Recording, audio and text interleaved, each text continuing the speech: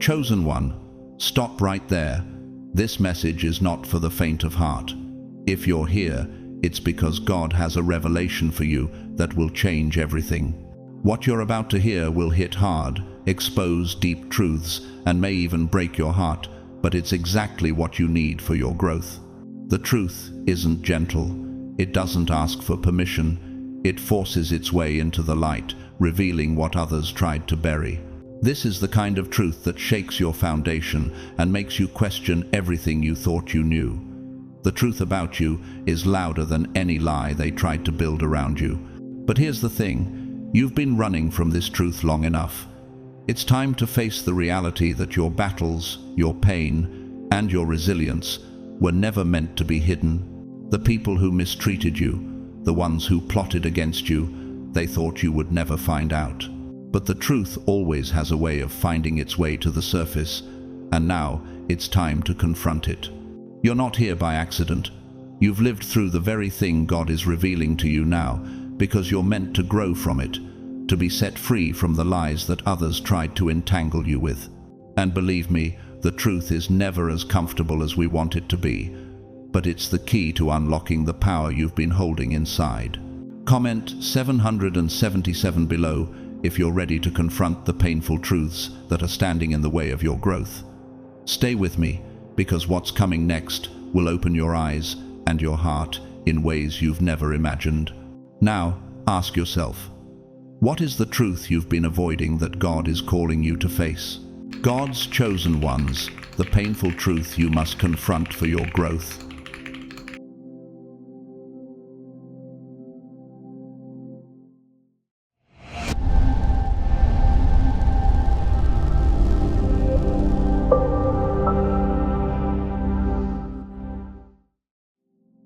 Your strength, the quiet power that you carry, often reveals far more than you might imagine. It's not loud, nor does it demand attention. It's something that emerges like the sun slowly breaking through the clouds after a storm. At first, you may not have even noticed it within yourself.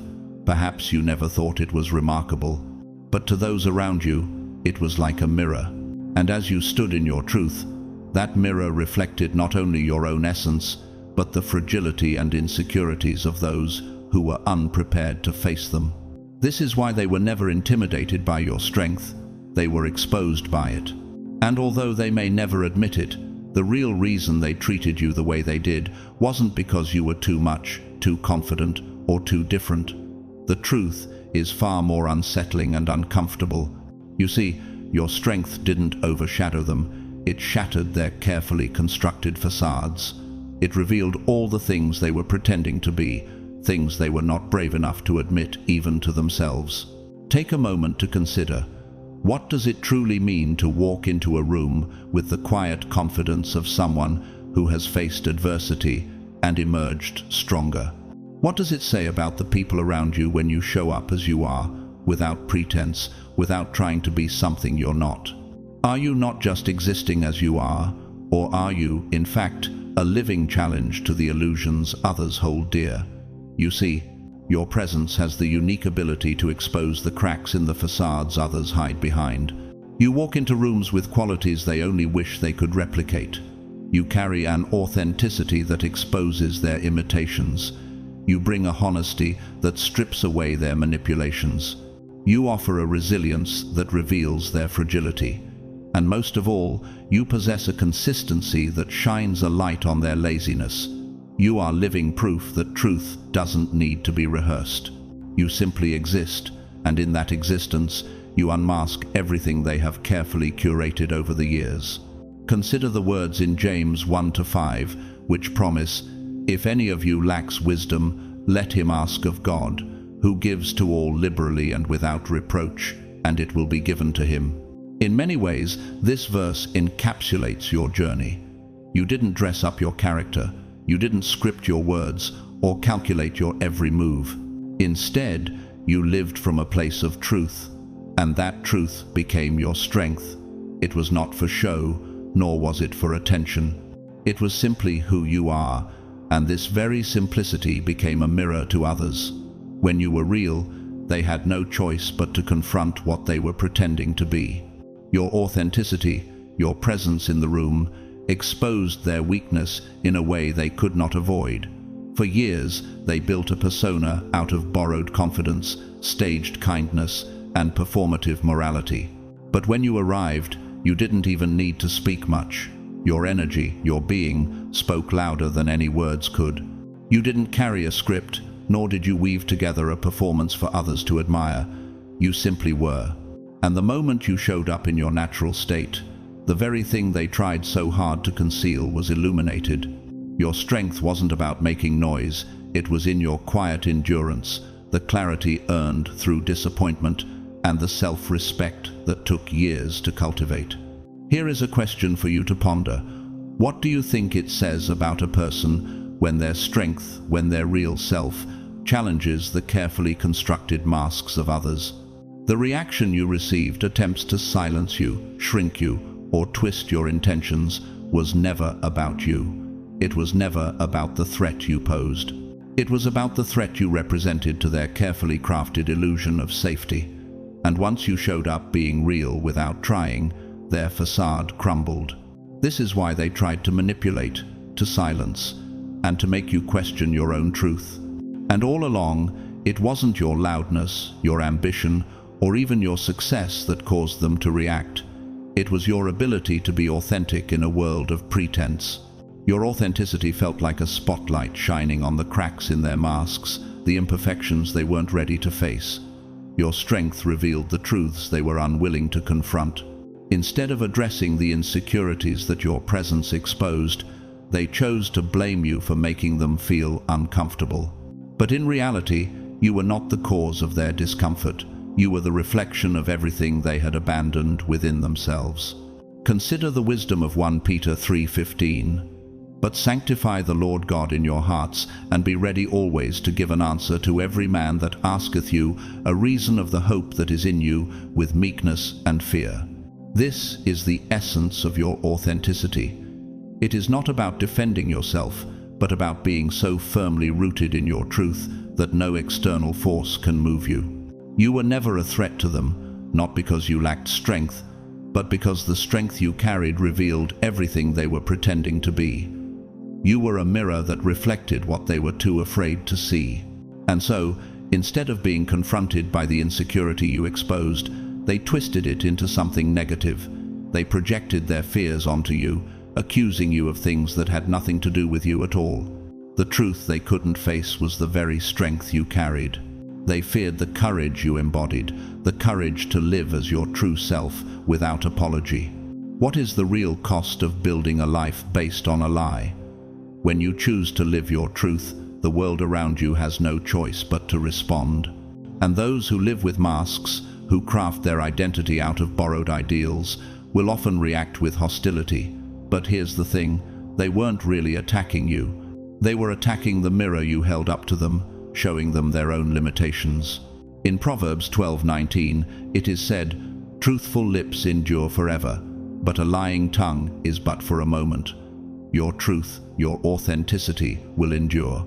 The lies they tell themselves will fade with time. This is why you must continue to stand firm in who you are. You don't need to defend yourself. Your very presence is a defense of the truth. To them, your strength felt like a threat, but in reality, it was a reminder of everything they wished they had the courage to embrace. It stung them deeply, not because you were a threat, but because your truth exposed their deepest fears and insecurities.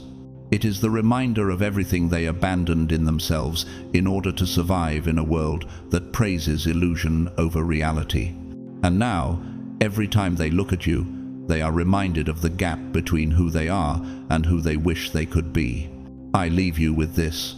What have you learned from the strength you've had to carry? How does it feel to stand in your truth, even when others may try to tear it down? You are not just surviving in this world, you are shining, a beacon of authenticity in a sea of facades. And that is the strength that will always remain. Your strength isn't a threat to their image. It is a gift to the world that will last long after the masks have fallen. One of the most difficult realizations you will ever come to is that you didn't outgrow certain people. They stopped growing long before you even arrived. The distance between you and them wasn't the result of conflict, arguments, or misunderstandings. It was created by something far more subtle and insidious. Evolution, your evolution. Theirs had come to a halt while yours continued to move forward. And when you continued to move, to learn, to heal, to mature, it exposed the depth of their stagnation. They had remained in cycles, in patterns, in comfort zones that required no effort and demanded no change. And when you began evolving, when you began to stretch beyond those same limitations, it disrupted the rhythm of their lives, lives that had stopped growing long ago. They had settled into a life that was easy, one that didn't require confronting their weaknesses, their faults, or their untapped potential. Instead, they normalized dysfunction because it didn't push them to grow. They avoided accountability because it demanded effort, self-reflection, and courage.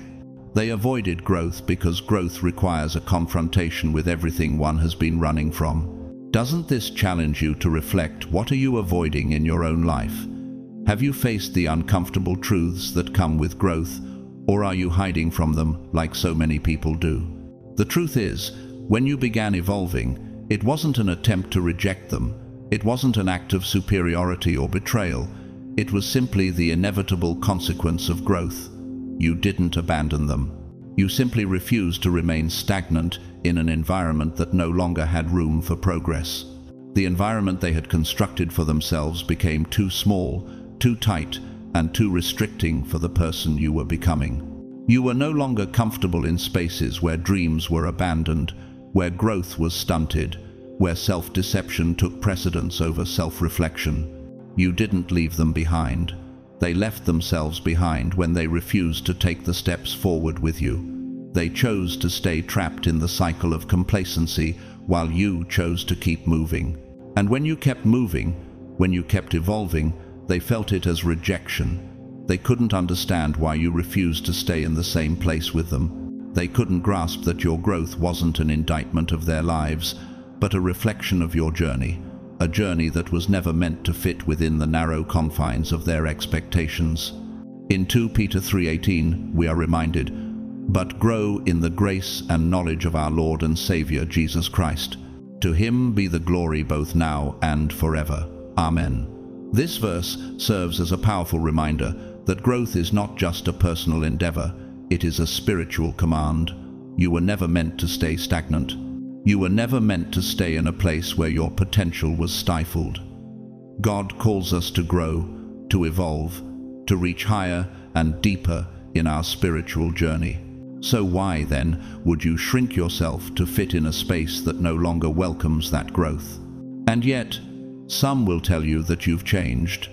They'll say it as though it's a bad thing, as if your growth somehow diminishes who you were before. But this is not the truth. The truth is far more revealing and, perhaps, uncomfortable. You didn't outgrow them. They stopped growing long before you arrived. And now, they are facing the harsh reality that their failure to grow has led to this gap between you. They may accuse you of being distant, too ambitious, too different, but all these labels are just their attempts to avoid the more painful truth. They let their dreams die long before you ever stepped into their world. Isn't it a harsh but necessary question to ask yourself how much of your own potential are you allowing to go unrealized? Are you, like so many around you, simply standing still, waiting for change to come? Or are you actively pushing yourself towards something greater? In Matthew 25-29, Jesus says, "For to everyone who has, more will be given, and he will have an abundance.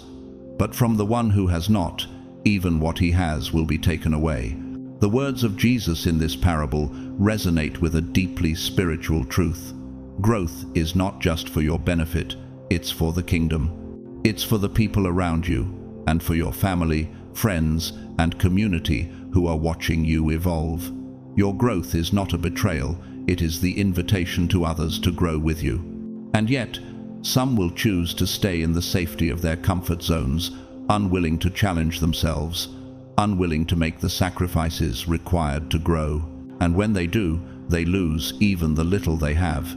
When you begin to grow, the space you once occupied becomes too small for you. Your evolution disrupts the stability they have relied on. Your willingness to change challenges their complacency. Instead of confronting their own stagnation, they project their frustrations onto you, accusing you of abandoning them, accusing you of growing too fast or too far. But the reality is, you weren't growing for them. You weren't evolving for their approval. You were growing for you. And this is where the tension lies. How do you keep growing when those around you choose to remain stagnant? How do you continue to evolve when those closest to you resist change at every turn? It's a deeply difficult struggle, one that requires incredible strength, courage, and faith in your purpose. For when you grow, you force others to confront their own unwillingness to grow. They must either rise to meet you, or they will fall behind. And when they fall behind, they'll blame you, not their own choices. It's in these moments that you may ask yourself, am I being selfish by growing, or am I fulfilling my purpose? If I grow, will I leave others behind? Or am I simply refusing to remain stagnant for the sake of others' comfort? The challenge is not that you have outgrown them, it's that they chose to stop walking before you even arrived. They stopped walking toward their own purpose, toward their own dreams, long before you found yours. They got comfortable in cycles that no longer served them, and when you kept moving, they took offense. But as Proverbs 4:18 wisely says, "But the path of the righteous is like the light of dawn, which shines brighter and brighter until full day." The path of growth is like a light, one that illuminates the way for others, even when they don't want to see it. In your journey of growth, remember that you cannot make others walk with you. Some will choose to stand still, others will fall behind, and some will walk with you for a time. But those who truly belong in your life will respect your growth, and they will rise to meet you, not because you expect it, but because your growth will inspire them to confront their own potential. You didn't leave them behind. They left themselves behind. So, as you continue your journey, ask yourself this: what parts of your life have you been avoiding growing in? Are you truly walking your own path, or are you standing still for the sake of others? And as you grow, remember, your growth is not a betrayal. It is the light that will shine on others, should they choose to walk toward it. The truth is uncomfortable, yet necessary. The hostility, the jealousy, the sabotage, the attitude, the tension you faced from certain people was never truly about you. Their anger, their frustration, their bitterness. It wasn't born out of something you did or didn't do. It wasn't a result of your mistakes, your character, or your intentions. No, the truth is harsher than that. You were simply the closest target to their unresolved demons. You stood in the wrong place at the right time, and because you were there, they projected everything they could no longer hide. You became the outlet for pain they couldn't process. Have you ever wondered why some people lash out at you for no apparent reason, or why their behavior toward you feels so disproportionate to the situation? These reactions stem from something far deeper than anything you did. The people who haven't faced their trauma, insecurity, and emotional chaos often look for an outlet, and you were that outlet, not because you deserved it, but because you were available. You were the mirror that reflected their unresolved issues, their pain, their frustrations, the very things they'd spent their lives running from, the very things they were too afraid to confront. This is where the painful truth resides. People who haven't confronted their own demons, whether from childhood wounds, past relationships, disappointments, or failures, tend to externalize their internal chaos. They often don't have the tools or emotional capacity to process the pain they carry, so they redirect it outward. In their eyes, you became the problem. Not because you did anything to provoke them, but because your very presence, your calmness, your clarity, and your direction shone a light on everything they tried to keep hidden. Isn't that an unsettling thought? That sometimes the people who lash out at us the most are simply struggling with battles we didn't cause, but are forced to endure. It's as if you were standing in front of a storm they had been carrying inside for years. And when the wind blew, it wasn't you they were really angry at. You were just the nearest surface, the closest person to their turmoil. They weren't responding to your actions. They were responding to their own unresolved pain. The wounds they never healed, the resentment they never let go of, the disappointments they never processed. You didn't spark those feelings. You simply exposed them. The Apostle Paul tells us in Romans 12:18, "If it is possible, as far as it depends on you, live at peace with everyone." But sometimes peace isn't something you can control. You cannot force people to face their internal battles. You can't make them heal from their pain, nor can you take on the weight of their unresolved issues. And yet, you are still the one who bears the brunt of their frustration. But once you understand this truth, once you realize that their behavior wasn't personal, it becomes easier to let go of the burden of trying to make sense of it. Their hatred wasn't a reflection of your character. It was a reflection of their own pain. What makes this situation even more painful is that some of them may have recognized that you didn't deserve their treatment. They saw your kindness, your patience, your authenticity, and they knew you weren't the enemy. But their internal chaos was louder than any logic. Their unresolved wounds were so deep that attacking themselves felt too painful, too uncomfortable. Instead of facing those wounds, they projected them onto you. They used you as a stand-in for all the pain they had never addressed. In their eyes, you became the object of their self-hate, their anger, their unhealed trauma. You were their scapegoat. You were the person they could attack, because attacking themselves would have been too much to bear. How does it feel to realize that some of the pain people directed at you had nothing to do with you? That you weren't the one they were really angry with, but rather the target for the rage they couldn't express toward themselves? This realization doesn't make the pain go away, but it does shift your perspective. It allows you to see their actions for what they truly are, a reflection of their internal battles, not a judgment of your worth or character. In the book of Matthew, Jesus tells us in Matthew 7:3-5, "Why do you look at the speck of sawdust in your brother's eye and pay no attention to the plank in your own eye?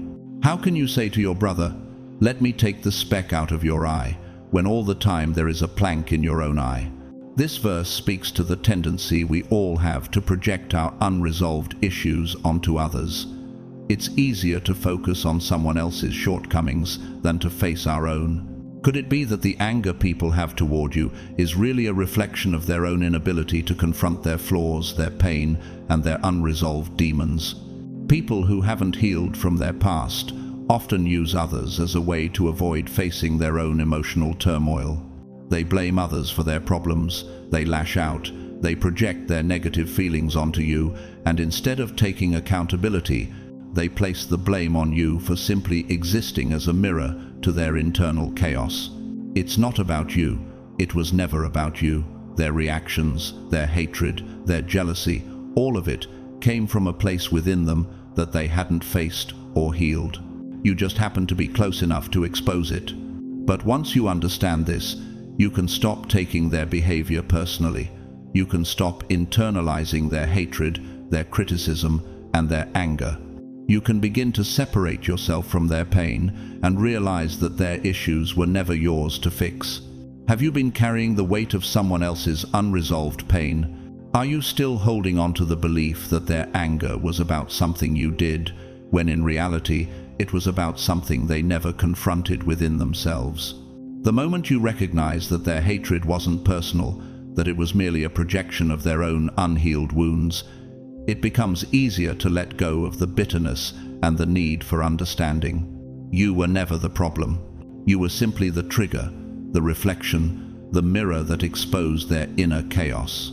And when you finally accept that truth, it becomes much easier to walk away, to detach from their emotional turmoil, and to release yourself from the burden of their pain. In Psalm 34:18, the psalmist reminds us, "The Lord is close to the brokenhearted and saves those who are crushed in spirit."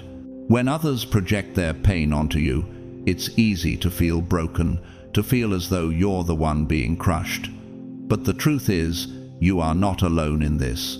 God is close to the brokenhearted, and He will give you the strength to move forward, to walk away from toxic dynamics, and to find peace. When you can see their behavior for what it truly is, a reflection of their unresolved demons, it becomes easier to forgive. Forgiveness doesn't mean excusing their behavior.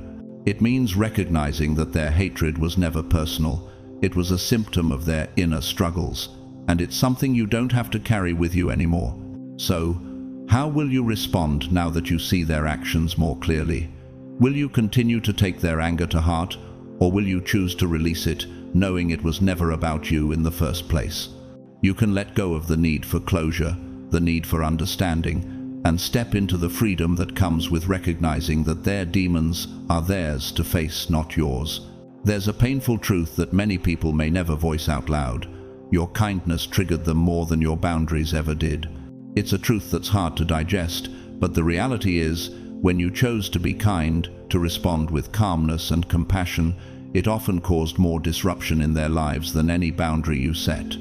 Boundaries, even though they may be difficult for some to accept, are at least something that can be understood. They are clear, they're direct, and they give people something to blame. But kindness is something entirely different. Kindness is unforced, it's steady, and it doesn't have the obvious power of an ironclad boundary.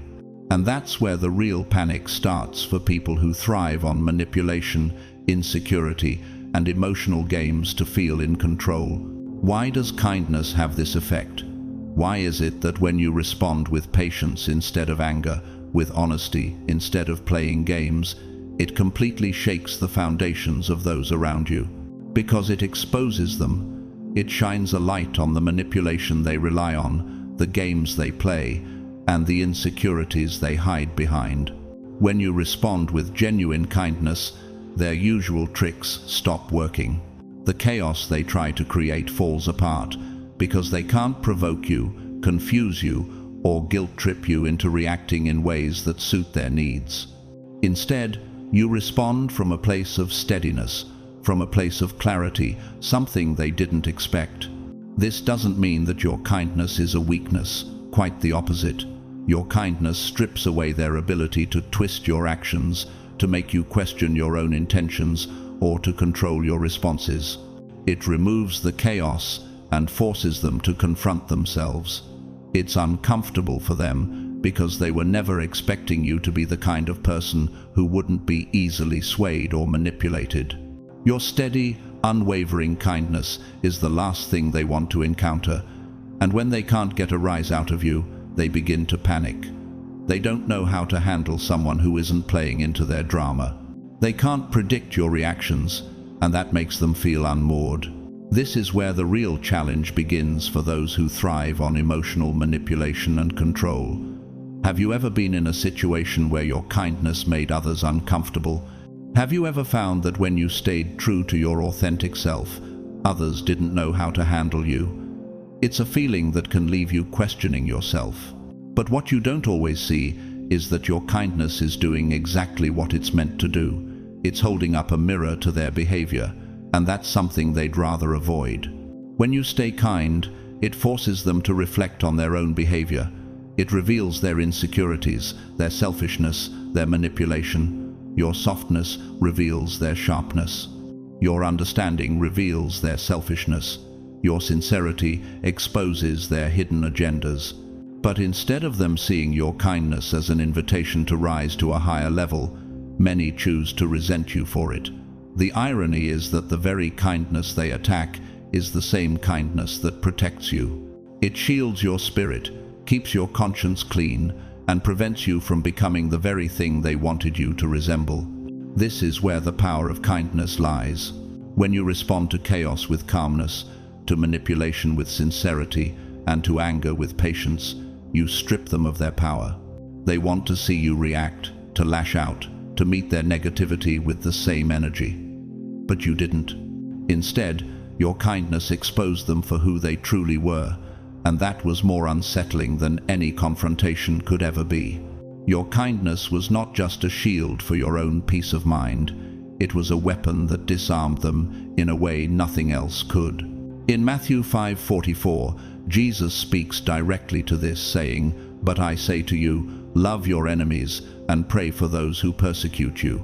This command to love, to show kindness to those who try to harm you, isn't about excusing their actions. It's about recognizing that when you show kindness, you protect your own heart. Your kindness becomes a tool of strength, a reflection of something much deeper than any momentary emotional response. But why is it so hard for people to accept kindness when they're used to manipulation or control? What is it about genuine, unforced kindness that feels so threatening to those who rely on emotional games to feel powerful? The answer is simple. Your kindness exposes the truth they've been hiding. They've built their lives on manipulation, control, and drama. They've learned how to push people's buttons, how to create chaos to get what they want. But when they meet someone who refuses to be provoked, someone who stays calm and compassionate in the face of their attacks, they are confronted with the cracks in their own foundation. They no longer have the power to manipulate or control the situation, and that scares them more than any confrontation ever could. The kindness you showed wasn't about being passive or letting people walk all over you. It was about standing firm in your own integrity, even when everything around you was trying to pull you into chaos. It was about responding from a place of authenticity, not insecurity. And that's what made it so unsettling for them.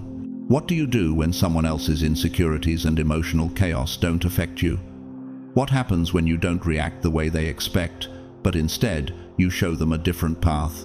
Your kindness forces them to confront their own choices, and that's a reality they weren't prepared to face. You weren't triggering them because you were too nice. You were triggering them because your purity, your kindness, removed their ability to manipulate and control.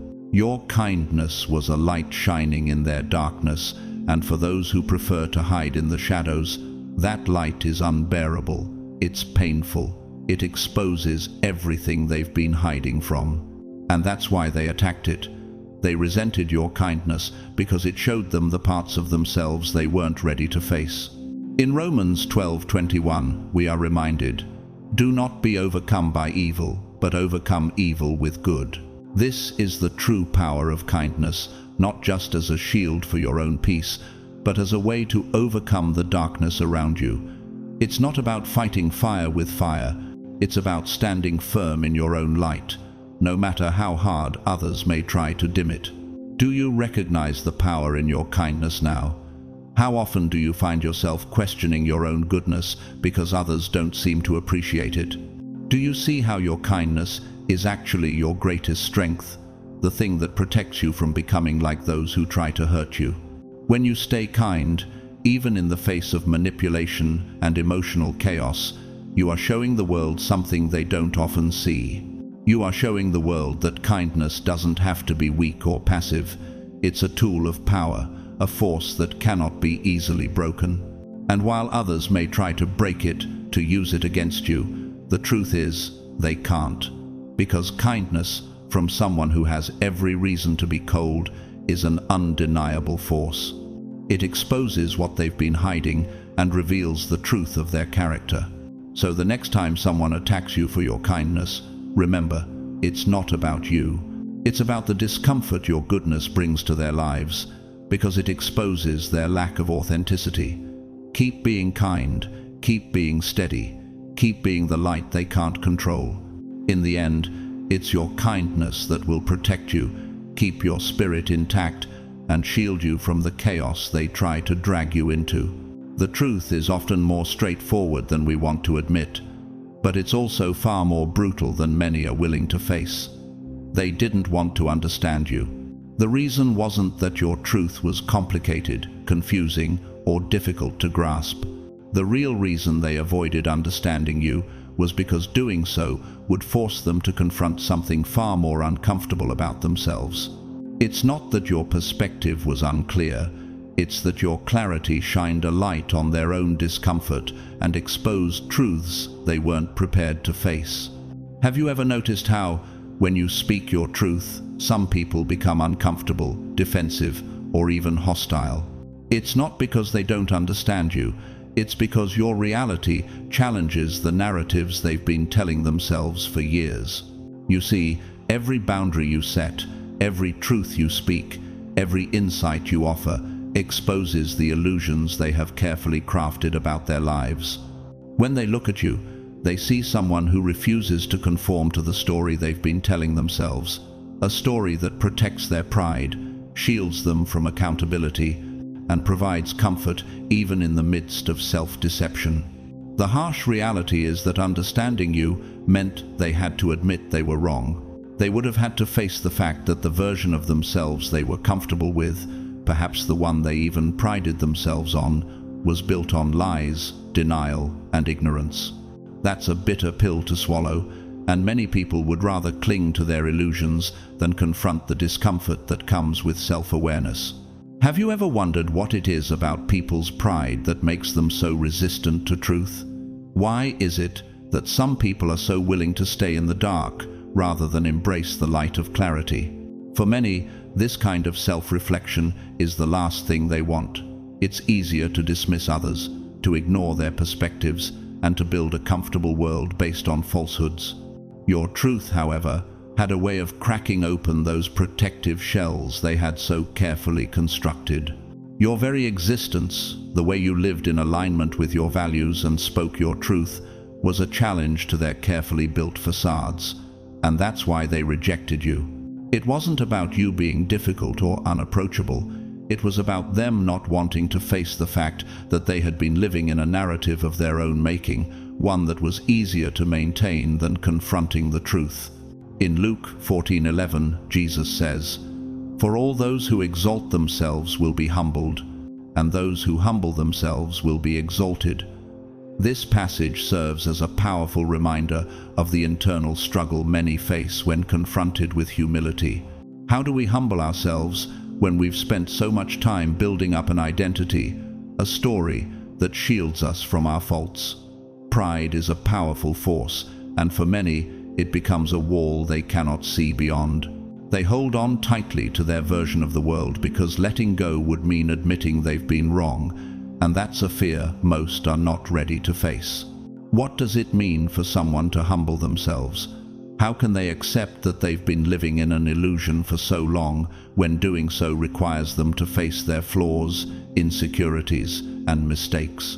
Humility requires a willingness to confront one's own limitations and to be open to the possibility that we're not always right. But this is exactly where your truth becomes such a powerful catalyst for change. Your clarity forces others to see themselves more clearly, and for many, that's a terrifying experience. That's why the more you lived in alignment with your truth, the more uncomfortable they became. It wasn't about your words being too harsh or your actions being too extreme.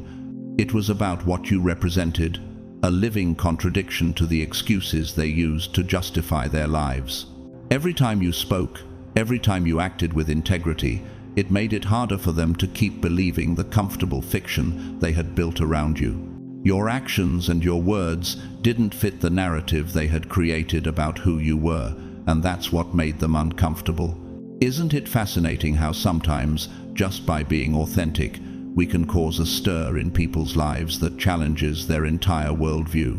Instead of embracing this challenge and allowing it to foster growth, they rejected you. They avoided your perspective because it required them to confront something about themselves they weren't ready to face. And so, they clung to their own false narratives, desperately trying to maintain the illusion of control and righteousness. But in doing so, they only revealed more about themselves, their weakness, their insecurity, their fear of self-reflection. They weren't rejecting you. They were rejecting the mirror you were holding up to them. This idea of rejecting the mirror isn't new. In James 1:23-4, we read, "Anyone who listens to the word but does not do what it says is like someone who looks at his face in a mirror and, after looking at himself, goes away and immediately forgets what he looks like." In the same way, when people reject your truth, they are like those who look at the mirror of your authenticity and choose to walk away, ignoring the reflection of their own flaws.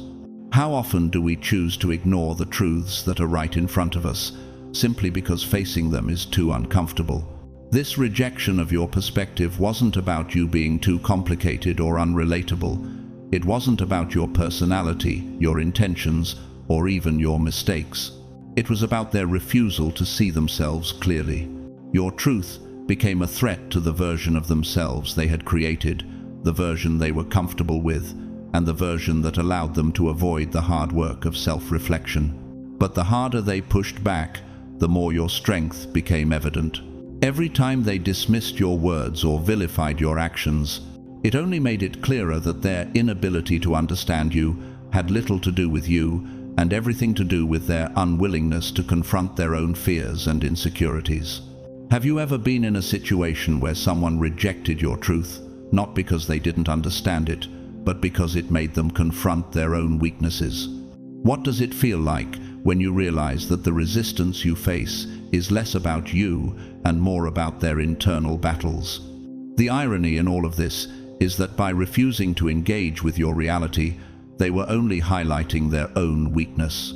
They weren't just refusing to understand you, they were exposing their inability to face the truth about themselves. Your clarity, your boundaries, your authenticity, these things became mirrors they didn't want to look into, and in doing so, they revealed everything they had been trying to hide. The harshness of their reactions, the bitterness of their dismissals, all came from their unwillingness to face the reflection you were offering. Your truth, your perspective, your strength in being authentic made their discomfort undeniable. It wasn't about you being wrong or misunderstood. It was about them not being ready to confront their own reality. And in their refusal to do so, they made their fear, their pride, and their self-deception painfully obvious. What are we afraid to confront about ourselves when someone else's truth shines a light on our own? Why is it that the most uncomfortable truth to face often comes from those who are simply living authentically without trying to cause disruption? The answer is simple: because truth, no matter how gentle, has the power to dismantle the walls we've built around our own insecurities. Have you ever been in a situation where someone rejected your truth, not because they didn't understand it, but because it made them confront their own weaknesses? What does it feel like when you realize that the resistance you face is less about you and more about their internal battles? The irony in all of this is that by refusing to engage with your reality, they were only highlighting their own weakness.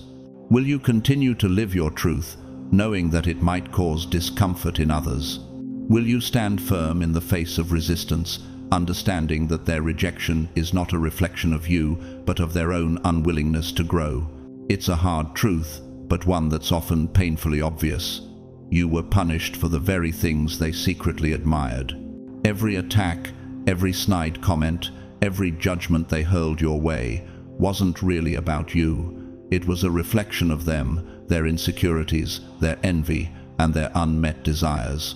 People didn't punish you because you were wrong. They punished you because you were living in ways they secretly wished they could.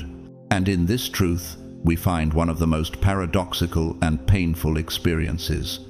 When you live authentically, those who aren't ready to embrace their own potential may lash out at you for doing exactly what they fear they cannot.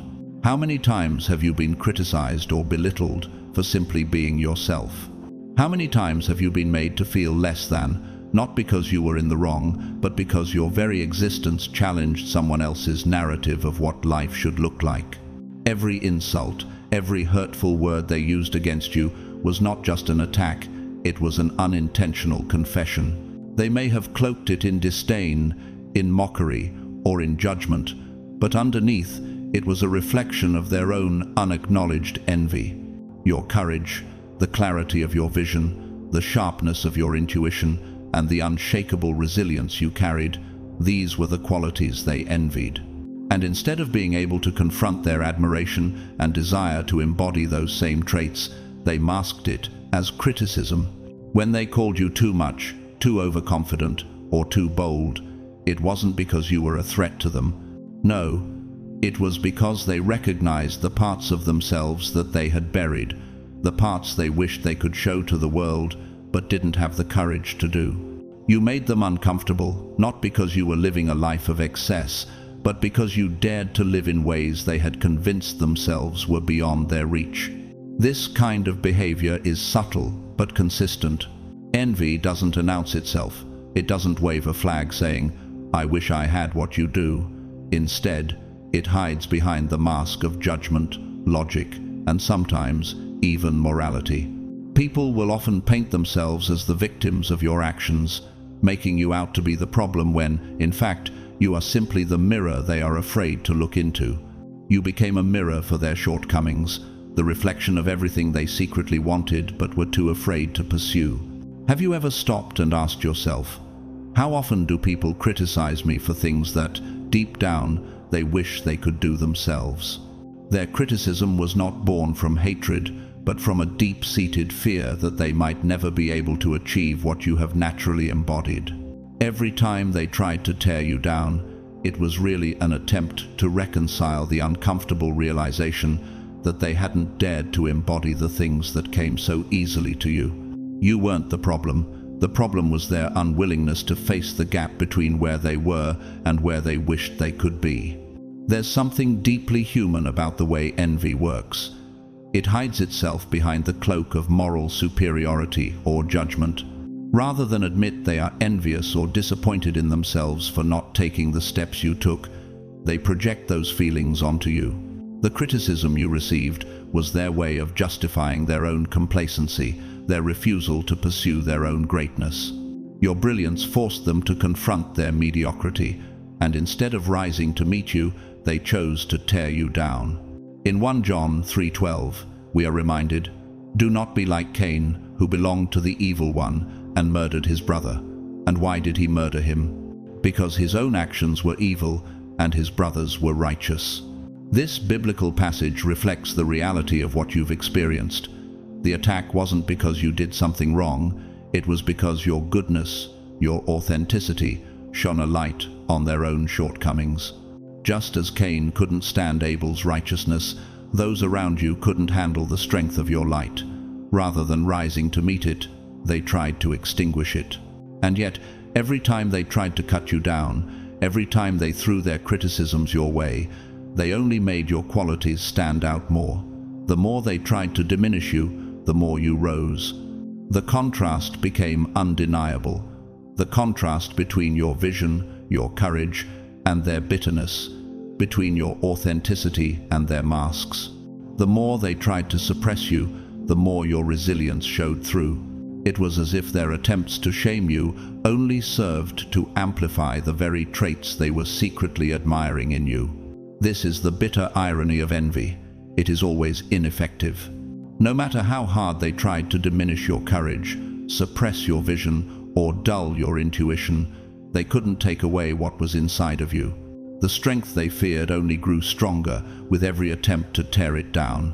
They failed to understand that their punishment was meaningless, because the power of your authenticity was invincible. The greatness they resented could never be erased by their words, by their projections, or by their envy. They were powerless to take away what you naturally possessed. In Proverbs 14:30, it says, "A heart at peace gives life to the body, but envy rots the bones." Envy, left unchecked, does not harm the object of its focus. Instead, it destroys the person who harbors it. They may have tried to make you feel less than, but in the end, they only hurt themselves by allowing envy to fester inside of them. Every time they criticized you, it wasn't just an attack on you, it was an attack on themselves, a reflection of their inability to face the truth about their own lives and their own potential.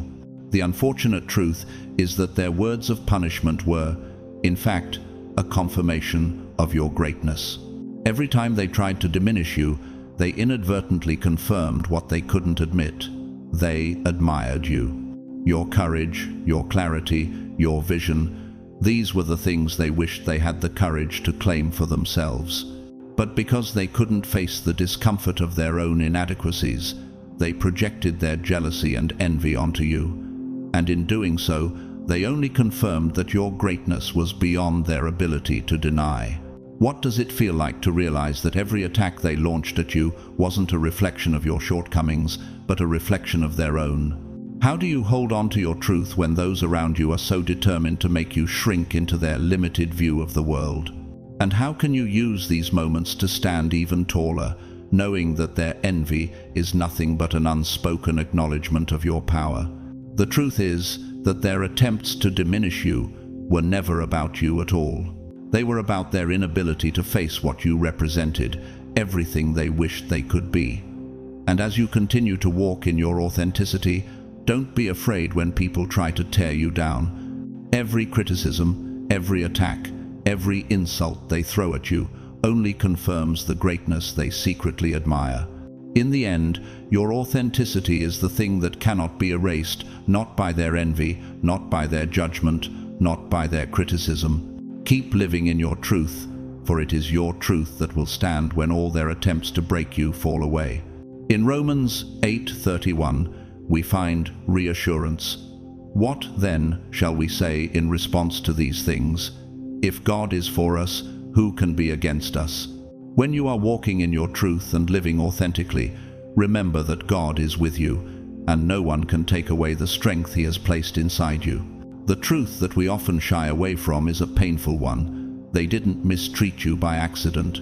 Every betrayal, every slight, every reckless action was not a product of impulse or ignorance. It was intentional. Those who sought to hurt you didn't just act without thought. They made a calculated decision. They measured you, sized up your presence, and made a judgment based on their limited imagination. In their minds, you were someone they could control, manipulate, or simply dismiss without consequence. They underestimated your worth, and in doing so, they thought they could keep you in a box, small, quiet, and inconsequential. They assumed you had no power, no influence, and no vision for the future. They didn't see you as a person with limitless potential. They saw you as a wager, a bet they were confident they could win. They didn't account for your resilience, your strength, or your resolve. They assumed they could knock you down, push you aside, and you'd never rise above it. How many times have you experienced this, where people dismissed you, thinking you'd never be able to push past their limitations on you? How often have you been underestimated, not because of any fault of your own, but because of their inability to see your true power? The root of their mistreatment wasn't carelessness, it was arrogance. They mistook your patience for weakness, your silence for ignorance, and your kindness for vulnerability. They believed that your quietness and composure were signs of fear, that your kindness was something to be exploited. Every time they ignored your boundaries, every rule they broke, and every game they played against you was backed by their unshakable confidence that you would never rise above it. They were sure of their ability to keep you down. But what they failed to understand was this: your life wasn't up for debate. You weren't a disposable object for them to manipulate. Their assumptions about you, about your potential, your future, were wrong. They didn't realize that your resilience, your timing, and your intuition were far beyond their comprehension. They thought they could stunt your growth, but in doing so, they revealed the gap between who they were and who you were becoming. This gap, the distance between their arrogance and your destiny, became clearer with every miscalculation they made. They were short-sighted and desperate, unable to see the full magnitude of your potential. Their actions, fueled by their own misguided confidence, did nothing but set the stage for your eventual rise. Their cruel attempts to undermine you, to diminish you, only served to strengthen you. Every time they tried to break you down, it was an opportunity for you to rebuild stronger, more focused, and clearer about your path. In 2 Corinthians 12-9, we are reminded of God's strength in our weakness. But He said to me, "My grace is sufficient for you, for my power is made perfect in weakness. Therefore I will boast all the more gladly of my weaknesses, so that the power of Christ may rest upon me." Their attempts to hurt you weren't able to weaken you. They only revealed the strength that God had already placed inside of you, the strength that would carry you forward in ways they couldn't possibly have anticipated. They were betting on you falling, but instead, you rose higher each time. The recklessness they wielded against you was met with endurance, clarity, and a quiet confidence. They didn't just lose, they exposed themselves for what they truly were. They were desperate, incapable of seeing the full scope of your potential. Their arrogance blinded them to the fact that you were on a trajectory far beyond what they could imagine. They assumed the odds were in their favor, but the universe had already placed its bet on you. Have you ever felt that way, that the very forces in the universe were pushing you forward, even when others tried to hold you back? It's as though, despite all their calculations, they were playing with a deck stacked against them. Their cruelty, their underestimation of your potential, was never about your flaws. It was about their inability to comprehend the magnitude of your destiny. When you rise, it isn't just a victory, it's a revelation. Every calculated attack they launched against you becomes proof of their failure.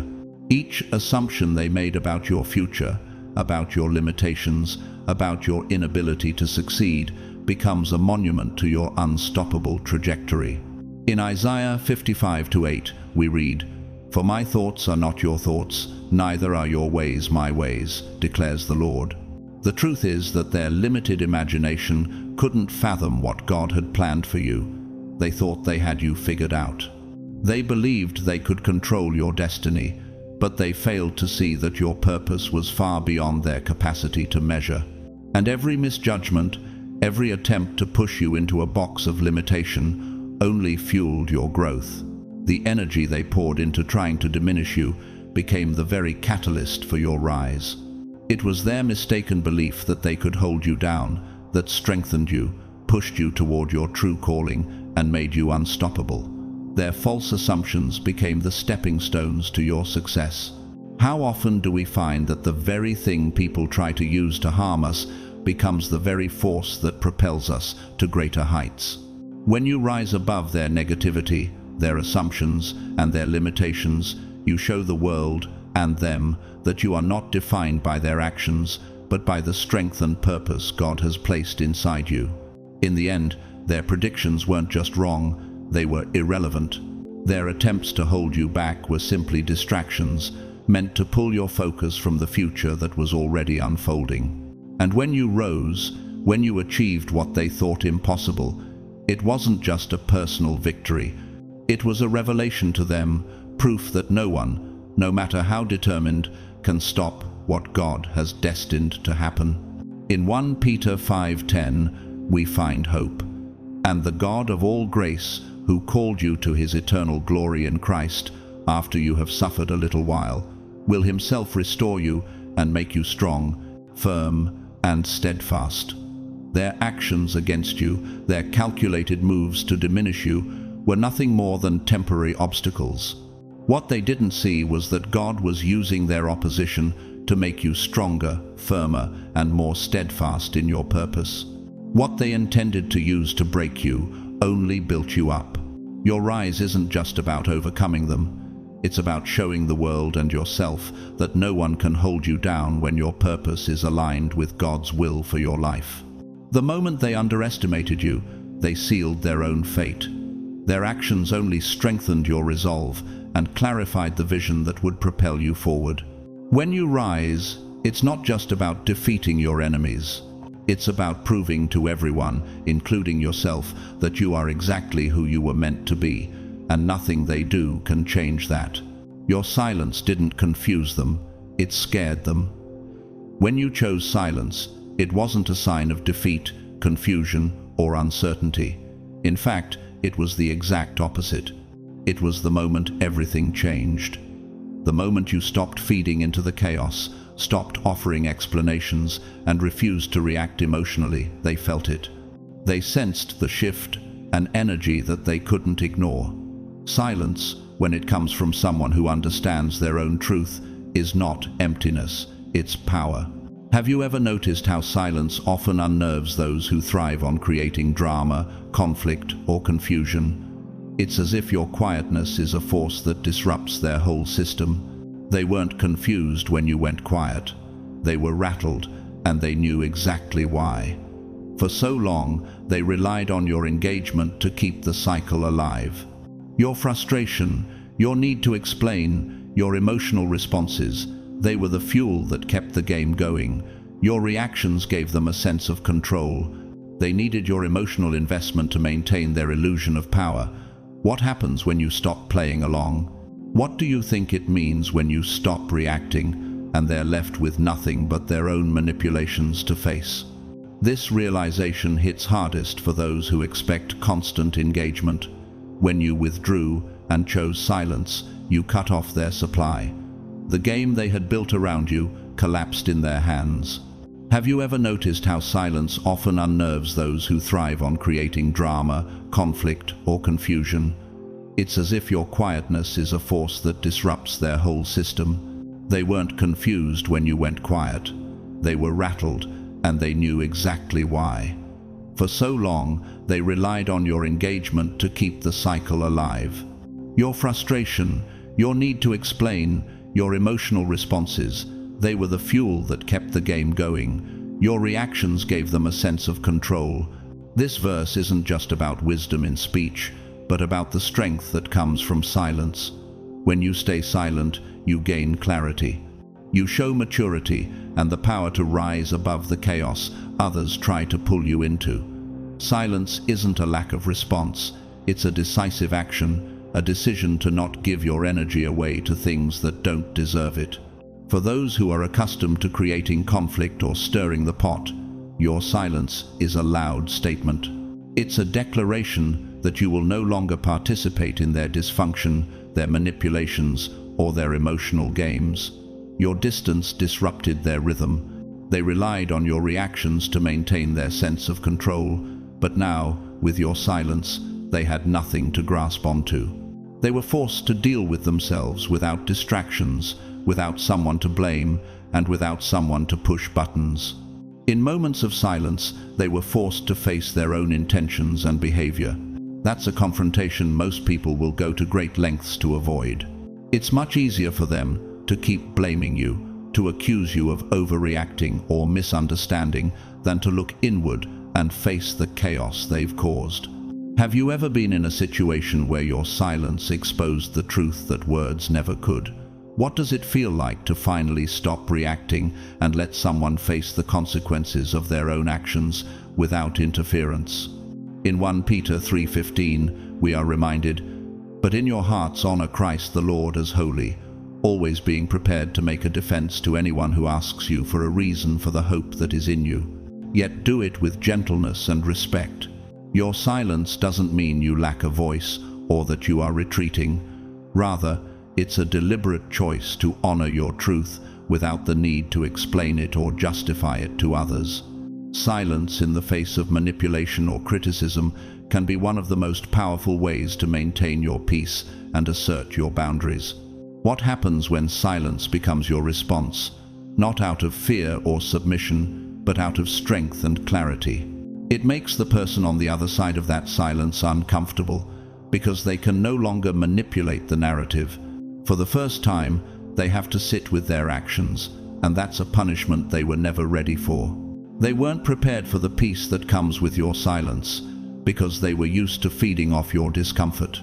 What do you think happens when your absence of reaction makes them realize they no longer have the power to control your emotions?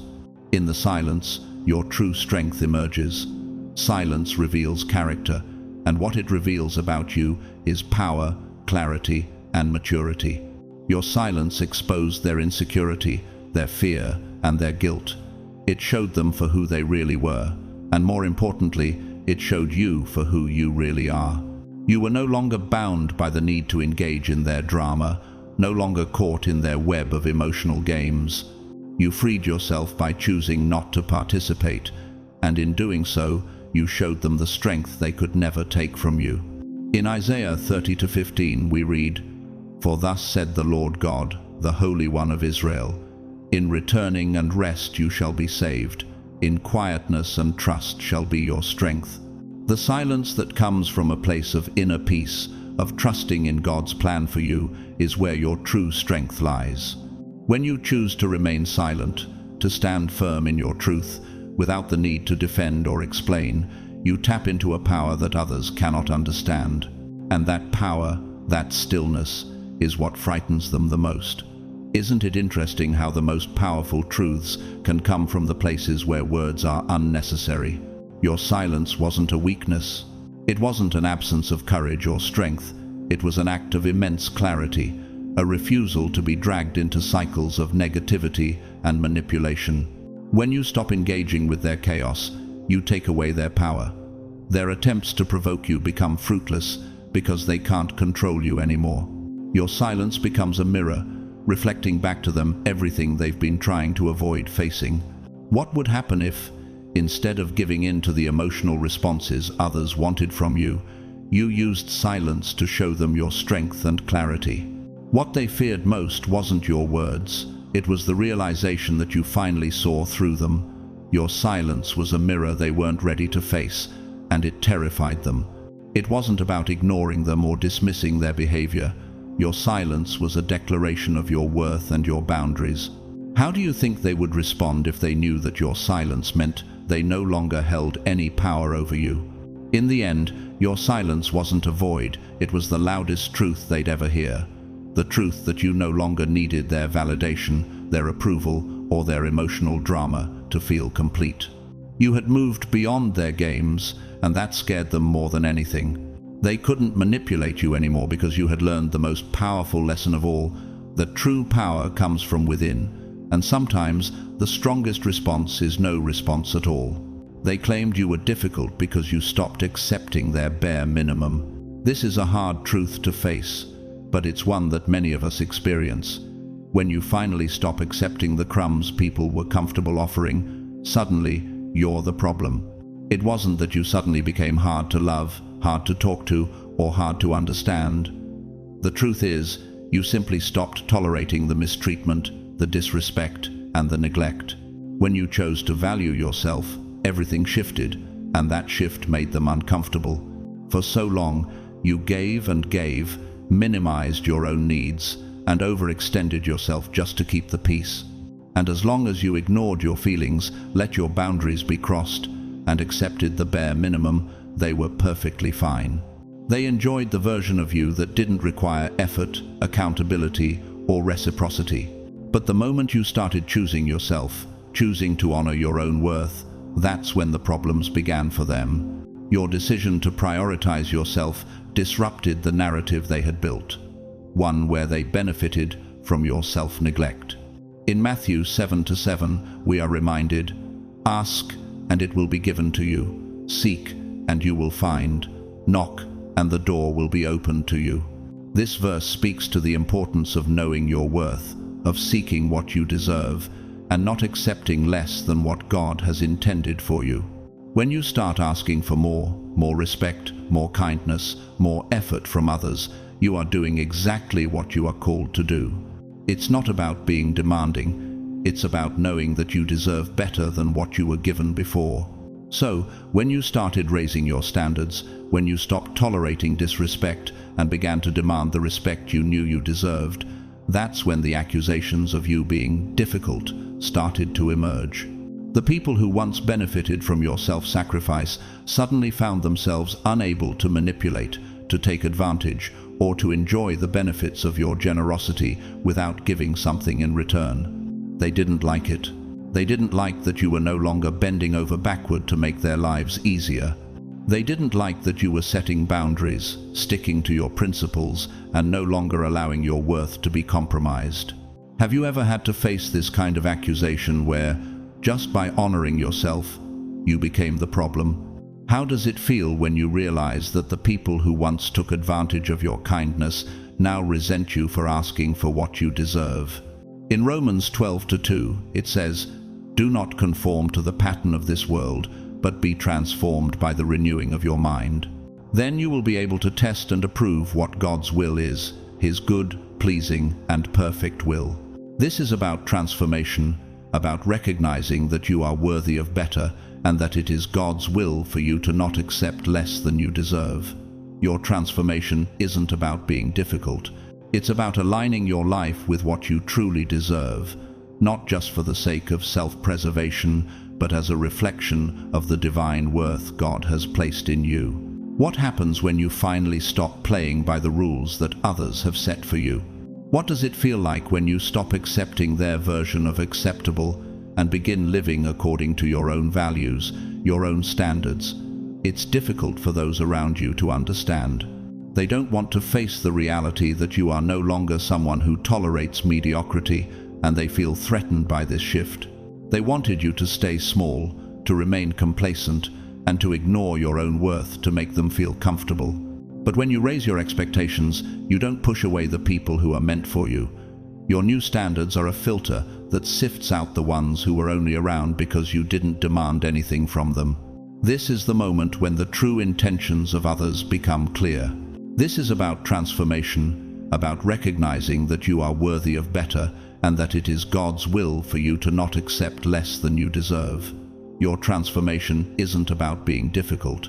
It's about aligning your life with what you truly deserve, not just for the sake of self-preservation, but as a reflection of the divine worth God has placed in you. The people who were only benefiting from your generosity, your emotional labor, your tolerance, they felt threatened. Instead of meeting you where you were, they blamed you for growing, for setting boundaries, for learning to honor yourself.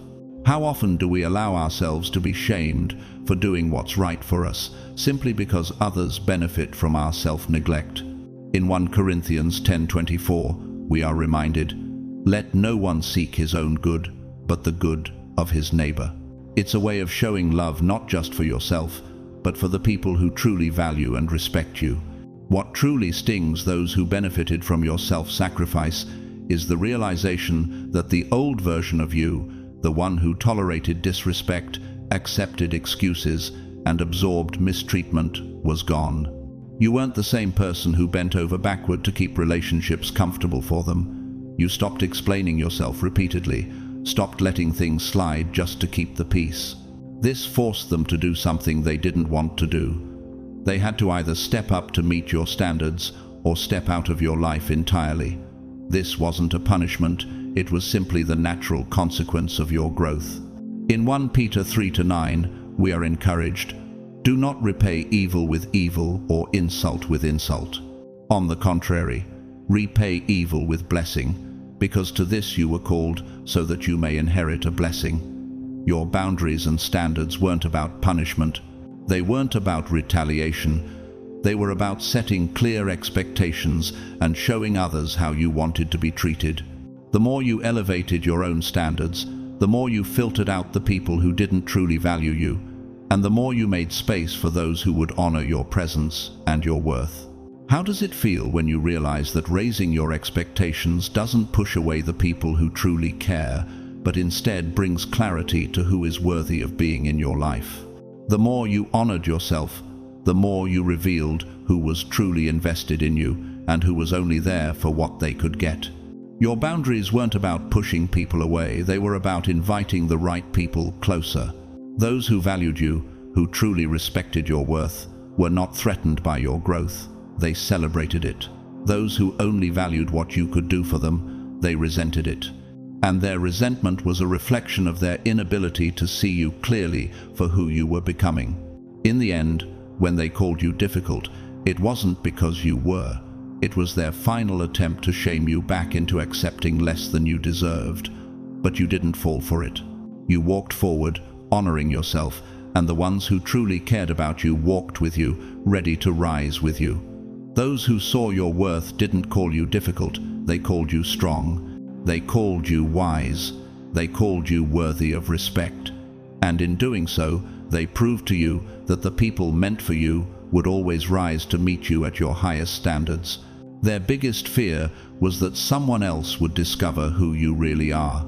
It wasn't that they were trying to protect you, it was that they were trying to protect the version of you they had invented. This version, this carefully crafted illusion of who you were, was the only place where they had any power. And they needed that power. They relied on it. The truth was, they knew your value long before you did. They saw the way people naturally gravitated toward you, how your presence could shift the energy in a room, how your authenticity exposed their own performative confidence. They were afraid of being exposed, not because they would lose the relationship, but because they would lose control over the narrative. They needed you to stay small, to stay in the shadows, to remain hidden behind the version of yourself that suited their narrative. The moment someone else with influence, someone who could truly see, came near you, the truth would be obvious. It would be clear that you were never the problem. Have you ever realized that sometimes people fear your growth not because they care about you, but because it threatens their hold over the narrative? How often do we allow others to define us because we haven't fully recognized our own worth yet? In 1 Samuel 16:7, the Lord reminds Samuel, "But the Lord said to Samuel, do not consider his appearance or his height, for I have rejected him." The Lord does not look at the things people look at. People look at the outward appearance, but the Lord looks at the heart. This verse speaks directly to the fear that others have when it comes to your true self. They may try to focus on the external, on your flaws or your quietness, but the Lord sees your heart, your true strength, and your potential. And that is what they feared. The world would see you for who you really are, and their manipulation would lose its grip. The truth is, your glow is dangerous to people who benefit from your dimming. They needed you to stay in the background because your light, your energy, your power was something they couldn't control. That's why they went on a full-time mission to mislabel you, misunderstand you, and misrepresent you. They didn't want to destroy you, they were trying to hide you. They were afraid that once the world saw the real you, the facade they had created would crumble. Your depth, your authenticity, your clarity, these are the things that threaten their carefully built illusions. Have you ever wondered why, when you started to embrace your own worth, others seemed to work harder to hold you back, to push you down? What do you think it says about someone when their greatest fear is that you will step into the fullness of your own power and truth? In John 8:32, Jesus says, "Then you will know the truth, and the truth will set you free." This is the liberation you're experiencing now. The more you embrace the truth of who you are, the more their grip on your narrative weakens. Your value was never the issue, it was always their fear of losing control of your story. The lies they told, the manipulation they used, the attempts to keep you hidden, all of it relied on the fact that you didn't know your own worth yet. But now, as the truth begins to leak through the cracks they tried so desperately to seal, they can no longer keep the illusion intact.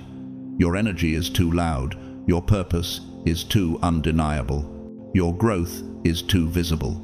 What's happening now, as the world begins to see you for who you really are, is that their obsession with hiding your truth is making them more visible. The more they try to defend the lie they've built, the more they reveal their own fear. Their fear of being exposed for what they truly are. They cannot see you clearly because they've built a narrative where they are the ones in control, and they are terrified of losing that power. The irony is that the more they try to control the narrative, the more they expose their own weaknesses, and the more your truth becomes undeniable. How does it feel to realize that the more someone tries to keep you hidden, the more they inadvertently reveal their own fear and insecurity? Have you noticed how their attempts to suppress you only amplify your strength, clarity, and presence? You were never hidden because you lacked value. You were hidden because your value was too great. They knew that the moment the world saw who you truly were, their illusion would collapse. They knew that you would outshine them, not because you were trying to, but because your authenticity was stronger than their lies. They feared that once you stepped into the fullness of your power, they would lose control over your narrative, and they couldn't bear that. In Ephesians 3:20, we are reminded, "Now to him who is able to do immeasurably more than all we ask or imagine, according to his power that is at work within us." The power inside of you is immeasurable. It is not something that can be held back or contained by anyone's manipulation. They never accounted for the magnitude of your potential, and that was their mistake. They couldn't see that the truth about you was far more powerful than any lie they could tell. Now, the world is catching on. People are starting to see you for who you truly are, not through the foggy filter of someone else's insecurities, but through the clarity of your authenticity. As more people begin to see you for who you really are, the walls they tried to build to keep you hidden start to crumble. You've outgrown the version they wanted you to fit into, and you've stepped into your own light. In Isaiah 60:1, it is written, "Arise, shine, for your light has come, and the glory of the Lord rises upon you." This is your moment. You've been hidden not because you didn't have value, but because your value was too great for their limited understanding. Now, as your light shines brighter, the truth about who you are will no longer be hidden. You were always meant to rise, and now the world is catching up to the truth that has always been inside of you.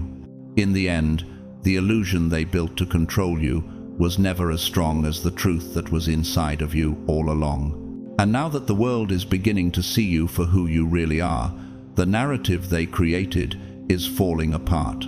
Your light is too bright for them to keep hidden, and as it shines, their lies lose all their power. In life, there are moments when we face misunderstanding, judgment, and the relentless efforts of others to keep us in the shadows. But what's important to remember is that the truth of who we are cannot be hidden forever. No matter how hard others try to make us small, the true value within us will always shine through. When you dare to look inward, to acknowledge your worth and the power within, you'll realize that no one, except you and God, can dictate your destiny. We are often tested when we step out of our comfort zones, when we no longer accept the bad, no longer allow others to manipulate our emotions and thoughts. It is in these moments that you will realize your true strength. When you stop accepting the bare minimum, when you decide not to let others undervalue you, you not only change yourself, but the world around you. Remember, silence, persistence, and the ability to see the truth for what it is are powers that cannot be defeated. You don't need to explain yourself. You don't need to react.